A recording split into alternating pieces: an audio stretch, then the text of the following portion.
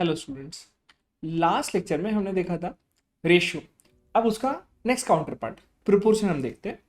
Equality of two ratios is called proportion. मतलब जहां दो या उससे ज्यादा रेशियोज को एक दूसरे के इक्वल टू में लिखा जा सकता है तो हम कह सकते हैं कि चारों टर्म्स एक दूसरे के प्रोपोर्शन में है।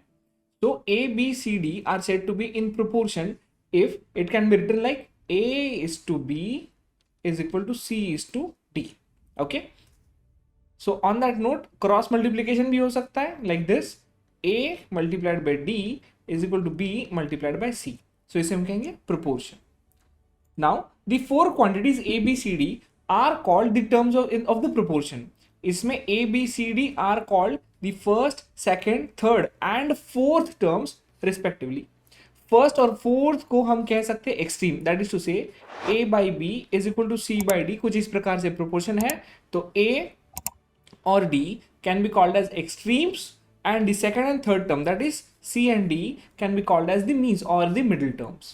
यहां पर क्रॉस प्रोडक्ट रूल लगता है जिस जहां आसानी से लिखा जा सकता है a by B is equal to C by D को a into D is equal to cross multiplication b into C, that is product of extremes. ये दोनों को एक्सट्रीम कहा जाता है और ये दोनों को कहा जाता है मीन्स और middle terms. So product of extremes is equal to product of means. Example के लिए अगर 3/4 इज इक्वल टू 9/12, क्या ये सही है? बिल्कुल सही है। सो क्रॉस मल्टीप्लीकेशन लेंगे, 3 into 12 36 is equal to 9 into 4 again 36। तो ऐसा भी लिखा जा सकता है। Then three quantities A, B, C of the same kind in the same units are said to be in continuous proportion। यहां बहुत जरूरी है in same units. Continuous proportion में कहा जा सकता है अगर पहले रेशियो का कॉन्सिक्वेंट और दूसरे रेशियो का एंटीसीडेंट एक है, दैट इज पहले का डिनोमिनेटर और दूसरे का न्यूमरेटर सेम है, that is to say 3/4 is equal to 4 something. This can be said that 3, 4 and that something we don't know what are in continued proportion।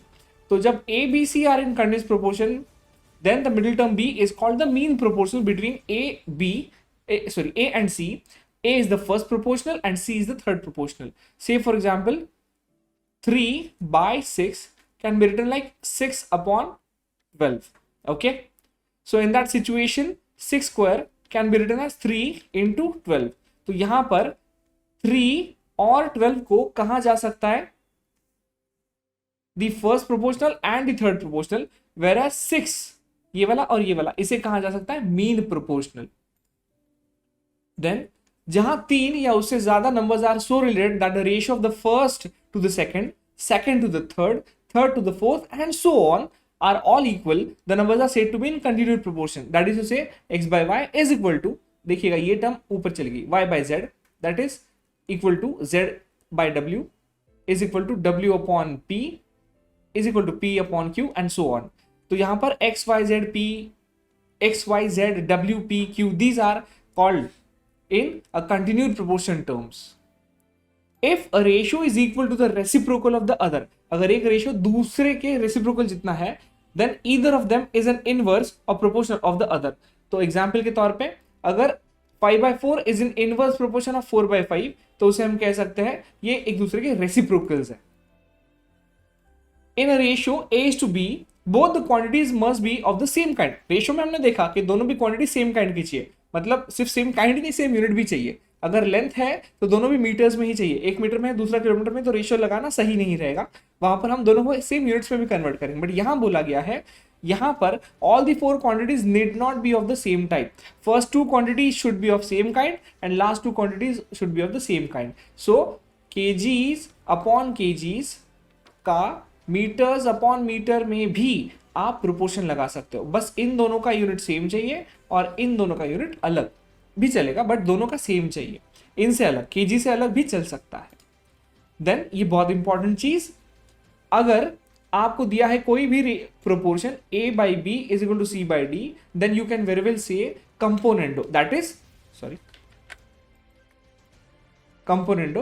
Is a plus b by B is equal to c plus d by d. इसे हम कहते हैं componendo process. Okay, सो जहां पर numerator denominator में add होगा, denominator numerator में add होगा and so on for both things, इसे हम कहेंगे कंपोनेंडो।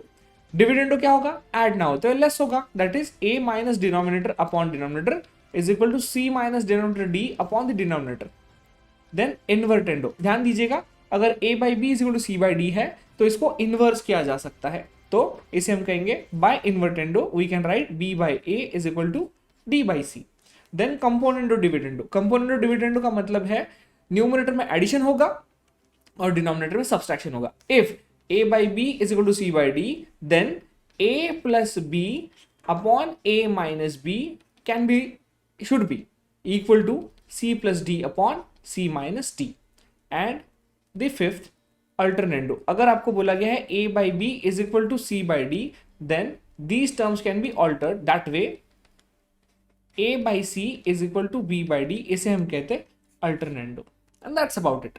इतने ही कॉन्सेप्ट है आपके प्रोपोर्शन में, इसके बेसिस के ऊपर हम क्वेश्चन सॉल्व करते हैं। आ जाए, find the value of x if 10 by 3 is to x is equal to 5 by 2 is to 5 by 4. On that note 10 by 3 multiplied by x की जगह हमें लिखना पड़ेगा 1 by x is equal to 5 by 2 multiplied by 4 by 5. इसे हम कैसे कहते हैं, रेसिप्रोसिटी के rules. Okay, so 10 by 3 into 1 by x is equal to this 5 and this 5 get cancelled, 2 1s are 2, 2 2s are 4 is equal to 2. So 10 by 3 into 1 by 2 is equal to x, that gives us x is equal to 2 1s are 1, 2 5s are 10, x is equal to 5 by 3. The first question is done, as simple as that. Find the fourth proportional. Assume this fourth proportional in this case is x. So 2 by 3 is to 3 by 7 is equal to 3 by 7. Oh sorry, not continued proportion. यहाँ पर 2 by 3 is to 3 by 7 is equal to 4 is to x. So 2 by 3 multiplied by 7 by 3 is equal to 4 upon x. So that way we can very well put up 2 into 7 14 upon 3 into 3 9 is equal to 4 upon x. So cross multiplication x is equal to 4 multiplied by 9 upon 14. This gets cancelled by 2 and this by 7. So it is 9 2s are 18 upon 7. So x या fourth proportional आ गया हमारा इस case में 18 upon 7. आसान है, आसान है। Third, find the third proportion. Third proportion बोला है और प्रोपोर्शन जब यूज किया है वर्ड, हमको कंटिन्यूड प्रोपोर्शन अज्यूम करना पड़ेगा क्योंकि जनरल प्रोपोर्शन में 4 टर्म्स होते हैं और कंटिन्यूड प्रोपोर्शन में 3 टर्म से काम चलता है। So 2.4 upon 9.6 is equal to 9.6 upon x. So it has to be 2.4x is equal to 9.6 multiplied by 9.6. तो x is equal to 9.6 multiplied by 9.6 divide by 2.4. तो 24 1s are 24, 24 4s are 9.6. तो x has to be 4 times of 9.6. तो multiply कर लीजिएगा, it's 38.4. So the third proportion to these terms is 38.4. Find the mean proportion between बोला है। अब 2 terms है और एक टर्म बीच में लानी है, मतलब ये कंटिन्यूड प्रोपोर्शन का ही क्वेश्चन है। तो इट विल बी 1.25 अपॉन एक ऐसी टर्म जो पता नहीं जो इनके बीच में है is equal to x upon 1.8. So simply x into x, that is x square, is equal to 1.25 into 1.8. 18 5s are 90, carry 1 9. 18 2s are 36 and 9 45, carry 4. 18 and 4 22. 1 2 3 1 2 3. So x is equal to square root में 2.25, that is 1.5. So इन दोनों के बीच में term आएगा 1.5. Okay. Then fifth question, if a is to b is equal to c is to d is equal to 2.5 is to 1.5, then what are the values of ad is to bc?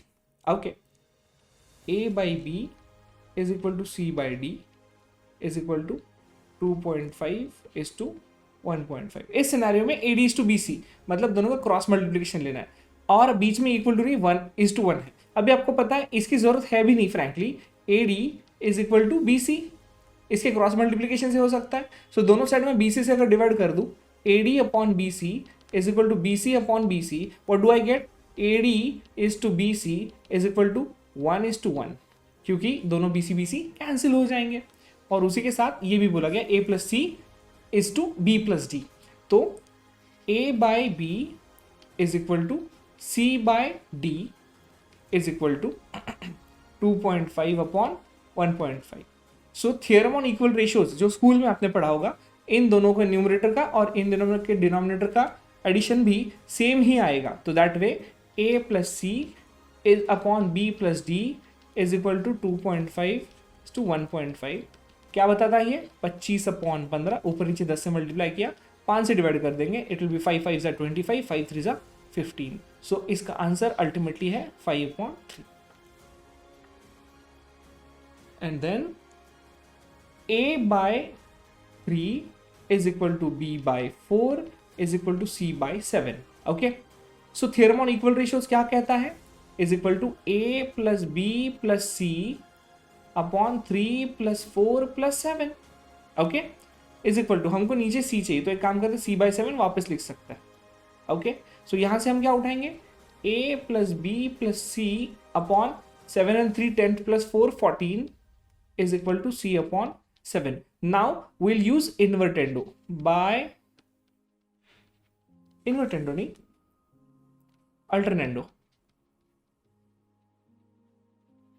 alternando C और 14 को हम exchange कर देंगे, तो A plus B plus C upon C is equal to 14 upon 7, that gives me 2। तो आपका answer है 2, A plus B plus C upon C, it will be 2। और ज़्यादा दिमाग लगाना नहीं, MCQs है ना, तो आप ABC पर वैल्यूज पुटअप कर दीजिएगा, चल जाता है। इट इज 3 + 4 + 7, 3 + 4 + 7 अपॉन C क्या है? 7, तो 7 and 3 10, 10 + 4 14 upon 7, that gives me 2। अब ऑब्वियसली यहाँ पर प्रूव करने के लिए बोला, एग्जाम में प्रूव करने के लिए क्वेश्चन नहीं आ सकता बिकॉज MCQs है। अब ये क्वेश्चन हल्का सा कॉम्पिटिटिव, थोड़ा सा एज है इस क्वेश्चन में। A dealer mixes tea costing 6.92 per kgs with tea costing 7.77 per kgs and sells the mixture at rupees 8.80 per kg and earns a profit of 17.5% on his selling price. In what proportion does he mix them?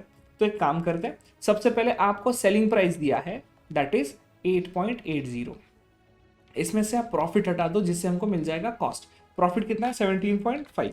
तो एक काम कीजिएगा, आपके पास calculator होगा, 8.8 का 17.5% निकालिएगा, that is 1.54, उतना आप reduce कर दीजिएगा, तो जो बचेगा that will be a cost.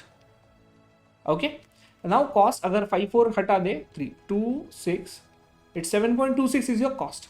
Assume करते हैं पहली टी और दूसरी टी एक्स और वाई प्रोपोर्शन में आप मिक्स कर रहे हो, तो इस केस में 6.92x रुपए फर्स्ट टी के और 7.77 रुपए वाई टी के, मतलब दूसरे टी के, अपॉन एक्स प्लस वाई, मतलब ये है कॉस्ट पहले टी की, ये है कॉस्ट दूसरे टी की, तो total cost upon total weight has to be equal to जो cost 7.26।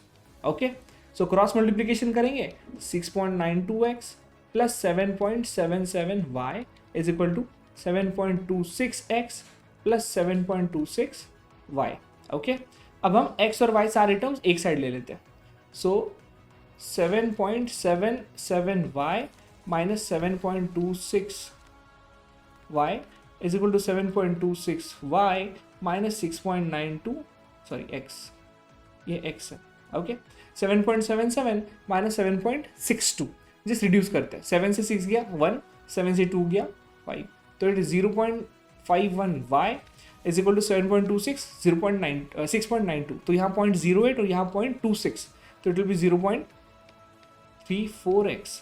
So 0.51 upon 0.34 is equal to x upon y। Simply putting, ये ऊपर नीचे 100 से 100 से मल्टीप्लाई करेंगे तो वी गेट दिस। क्या ये सिंप्लीफाई हो सकता है? Yes, it can B divided by 17, it's 3/2। सो ये दोनों भी चाय को वो डीलर मिक्स करता है in the proportion of 3:2। Simple. So देखिए ये यूनिट भी हमारा खत्म हो गया। यहाँ पर ऐसा है कि मैंने आपको फर्स्ट यूनिट के बाद में कुछ क्वेश्चंस की क्विज लिस्ट दी थी, तो 25 क्वेश्चन है, सिंपली मॉड्यूल के ही क्वेश्चन। अगर आपका रजिस्ट्रेशन नहीं हुआ है तो you might not have the module, तो यहाँ से आप क्वेश्चन सॉल्व कर देवे, वहीं पर आपको उसके जवाब भी मिल जाएंगे। उसी तरीके से प्रोपोर्शन के भी मैं यहाँ पर आपकी मॉड्यूल के क्वेश्चंस पुट अप कर दे रहा हूँ, जिससे कि आपको वो टेस्ट देकर समझ में आएगा कि एग्जैक्टली आपको कॉन्सेप्ट कितने अच्छे से समझा है। रेशियो हो गया, प्रोपोर्शन हो गया, उसके बाद में इंडाइसिस लॉगरिथम चैप्टर होने के बाद में इन सारों के क्वेश्चंस होने के बाद एक मिसलिनियस क्वेश्चंस की शीट रहेगी जो आपको सॉल्व करनी है। सो आप वो सॉल्व कीजिएगा, डाउट्स आते हैं तो you can very well discuss into the forum. हम मिलेंगे अगले लेक्चर में। Bye bye.